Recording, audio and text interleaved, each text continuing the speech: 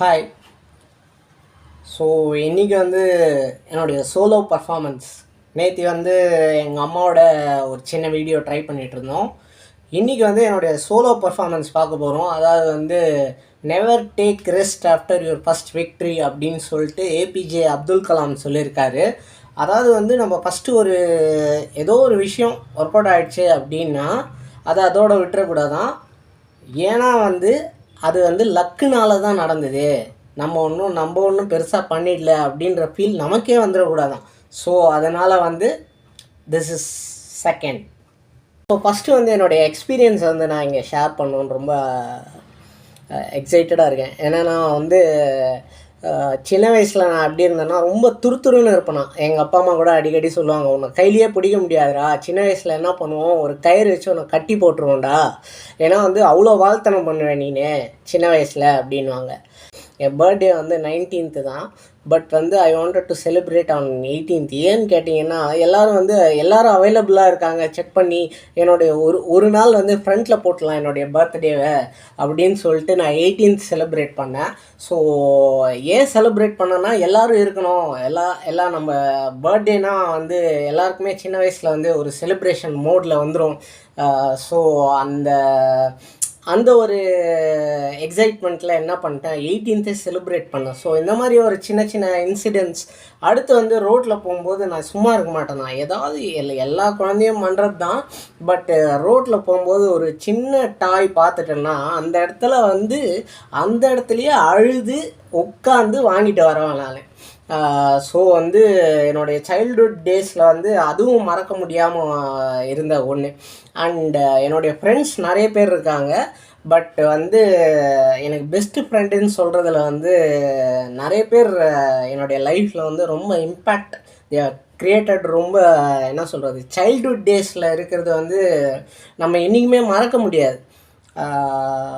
ஒரு சில பேர் சொல்லலாம், அஸ்வின், பிரசன்னா அப்படின்லாம் நிறைய பேர் இருந்திருக்காங்க. எங்கள் அம்மா அடிக்கடி சொல்லுவாங்க, நீ ஒரு தப்பு பண்ணிவிடுவாடா, அவன் வந்து கடைசியில் வந்து சாரின்னு உங்ககிட்ட வந்து கேட்பான். ஸோ அந்த மாதிரி எக்ஸ்பீரியன்ஸ் எல்லாம் எனக்கு நிறைய இருந்திருக்கு சைல்ட்ஹுட் டேஸில். ஸோ நெக்ஸ்ட்டு அப்படியே வந்து சைல்ட்ஹுட் டேஸ்லேருந்து வளர்ந்து பெருசாக வந்து ஒரு மாஸ்டர் ஆனதுக்கப்புறம் நான் வந்து ஒரு 7.5 years ஆச்சு நான் என்னுடைய ஆர்ட் கிளாஸ் ஆரம்பித்து. அதில் வந்து நிறைய குழந்தைங்கள பார்த்துருக்கேன். என்னென்னா என்னோட டபுள் மடங்கு வாய் பேசுகிற குழந்தைங்கள்லாம் பார்த்துருக்கேன். நானே வந்து என்னை பொறுத்தவரையில் சும்மாவே இருக்காது, என் வாய் லொடன்னு ஏதாவது பேசிட்டு தான் இருக்கும். பட் என்னை தாண்டி நிறைய குழந்தைங்க வந்து என்ன சொல்கிறது, ரொம்ப ஸ்வீட்டாக இருக்கும் அதெல்லாம் கேட்கும்போது.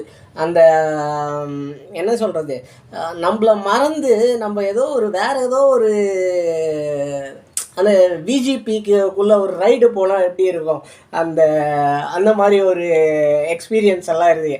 திடீர்னு ஏதாவது பண்ணுவாங்க, திடீர்னு ஏதாவது அதே மாதிரி வரையும் போது கூட ஒரு சின்ன குழந்தை என்ன பண்ணிச்சு, இதை வரையணும் அப்படின்னு சொல்லிட்டு ஒரு தோனியை வரையும் போது வேறு ஏதோ ஒரு ஃபேஸ் வந்தது. ஸோ வந்து அதை கூட என்ஜாய் பண்ணி சிரிச்சுட்டு ஜாலியாக எடுத்துகிட்டு போகிறது. நம்மலாம் வந்து என்னடா அது ஒழுங்காக வரலையா அப்படின்னு சீரியஸாக தான் அதை பார்ப்போம். அதை கூட ஜாலியாக ஸ்போர்ட்டிவாக எடுத்து குழந்தைகள்லாம் இருக்குது. ஸோ அடுத்து வந்து டீச்சராகவும் இருந்திருக்கேன் நான் ஒரு ஸ்கூலில். ஸோ அங்கே பார்த்தீங்கன்னா இது வந்து ஒரு 10 பேர் தான்னா அது ஒரு 100 பேர். ஸோ 100 குழந்தைங்கள நான் பார்த்துருக்கேன். 100 குழந்தைங்கள பார்க்கும்போது எனக்கு வந்து ஒரு சில குழந்தைங்க மட்டும் ரொம்ப அட்ராக்டிவாக இருக்கும். திடீர்னு நம்ம முன்னாடி வந்து கையை கட்டிக்கிட்டு இப்படி இருக்கிறது, நம்ம போனதுக்கப்புறம் ஜாலியாக அப்படியே உக்காந்துட்டு இருக்கோம். ஸோ அதை பார்க்கும்போது என்னடா அவன் இப்படி, அதாவது அந்த அன்னியனில் வந்து எப்படி விக்ரம் ஆக்ட் பண்ணுவாரோ, ஒரு 2 கேரக்டர்ஸ் அவருக்குள்ளே வந்துடுமோ, அந்த மாதிரி கேரக்டர்ஸ் எல்லாம் நான் பார்த்துருக்கேன். சைல்ட்ஹுட் அந்த குழந்தைங்களுக்குள்ளே இருக்கிற கேரக்டர்ஸ் எல்லாம் நான் மீட் பண்ணியிருக்கேன். ஸோ அந்த மாதிரியான எக்ஸ்பீரியன்ஸ்லாம் எனக்கு நிறையவே இருக்குது. அண்டு டீச்சர்னு சொல்லும்போது நம்ம வந்து ரொம்ப இடம் கொடுத்துட முடியாது. அந்த மாதிரி இடம் கொடுத்து நம்மளையே தூக்கி சாப்பிட்ற குழந்தைங்கள்லாம் கூட இருக்குது. பட்டு எங்கே நோன்னு சொல்லணுன்றது நமக்கு தெரியணும். அதாவது ஒரு சில டைம் வந்து நம்ம எதை நோன்னு சொல்கிறோமோ அதை நோக்கி தான் அந்த குழந்தை போகும். இப்போ இதை வந்து அதை பண்ணாத, இதை செய்யாத, இதை பண்ணக்கூடாதுன்னு சொன்னால் அதை தான் ஃபஸ்ட்டு பண்ணோம். ஸோ சில குழந்தைங்கள வந்து ரொம்ப கேர்ஃபுல்லாக ஹேண்டில் பண்ணோம். அதே மாதிரி ஒரு சில குழந்தைங்க வந்து என்ன சொல்கிறது, ரொம்ப சாஃப்டாக இருக்கும். அவங்க நேச்சரே வந்து ரொம்ப சாஃப்டாக இருப்பாங்க. ஸோ அவங்கள வந்து ஹர்ட் பண்ணாமல் அப்படியே ஜாலியாக அவங்கள வந்து பாசிட்டிவாக என்கரேஜ் பண்ணிகிட்டே இருக்கணும். அந்த மாதிரியான ஒரு சுச்சுவேஷன்ஸ்லாம் எனக்கு வந்திருக்கு. தேங்க்ஃபுல் ஃபார் தட் என்ன சொல்கிறது, for that situations, what ever experiences. அதாவது வந்து நான் ஃபேஸ் பண்ண எக்ஸ்பீரியன்ஸில் தான் நிறைய விஷயம் நான் கற்றுக்கிட்டேன். குழந்தைங்கிட்ட இதை நிறைய கற்றுக்கலாம். ஆக்சுவலாக வந்து என்ன சொல்லுவாங்க, எக்ஸ்பீரியன்ஸ் இருக்கிற பர்சன்ஸ்கிட்டேருந்து தான் நிறைய கற்றுக்க முடியும் அப்படின்வாங்க. அப்படி கிடையாது. குழந்தைங்கக்கிட்டேருந்து நிறைய கற்றுக்க வேண்டிய விஷயம் நிறையவே இருக்குது. அவங்கக்கிட்ட பேச பேச பேச வந்து நம்ம வந்து மற்றவங்கள ஹர்ட் பண்ணாமல் ஒரு இன்னசென்ஸ், அதாவது மெயினாக வந்து அந்த இன்னசென்ஸ் எப்படி இருக்குது அப்படிங்கிறத வந்து அதை வந்து என்ஜாய் பண்ணுறவங்களுக்கு தான் தெரியும். ஸோ வந்து உங்கள் வீட்டில் ஒரு குழந்தை இருந்தால் நீங்கள் வந்து அந்த எக்ஸ்பீரியன்ஸ் பண்ணீங்கன்னா அதையும் ஷேர் பண்ணுங்கள் கமெண்ட்ஸில். So I am very happy to say this. What we have to teach. இன்றைக்கி வர குழந்தைங்களுக்கு வந்து எது உண்மையிலேயே வந்து லேக் ஆகுது, எது வந்து உண்மையிலேயே அவங்க வந்து என்ன எதிர்பார்க்குறாங்கன்னு பார்த்தீங்கன்னா ஒன்றுமே இல்லை. அவங்க ஒரு சின்ன ட்ராயிங் வரைஞ்சாலோ, இல்லை ஒரு சின்ன வந்து ஒரு எக்ஸ்பிரிமெண்ட் பண்ணாலோ, இல்லை ஒரு சின்ன ஒரு விஷயத்தை அவங்க வந்து புதுசாக எடுத்துகிட்டு வந்து அவங்க முன்னாடி வைக்கிறாங்களோ, அவங்க எதிர்பார்க்குறது ஒன்றுமே கிடையாதுங்க. ஒரு சின்ன அப்ரிசியேஷன், ஏய் சூப்பராக இருக்குடா, நல்லா இருக்குடா, டிஃப்ரெண்ட்டாக இருக்கு, நல்லா பண்ணியிருக்கேன், சூப்பராக பண்ணியிருக்கேன்னு ஒரு வார்த்தை எடுத்து கொடுத்தாலே போதும். அந்த குழந்தைக்குள்ளே இருக்க டேலண்ட்ஸ் எல்லாம் கொஞ்சம் கொஞ்சமாக அப்படியே அந்த ஸ்கில்ஸ் எல்லாம் டெவலப் ஆகி அவங்க க்ளோ ஆகிறது நம்ம கண்ணு முன்னாடி பார்க்க முடியும்.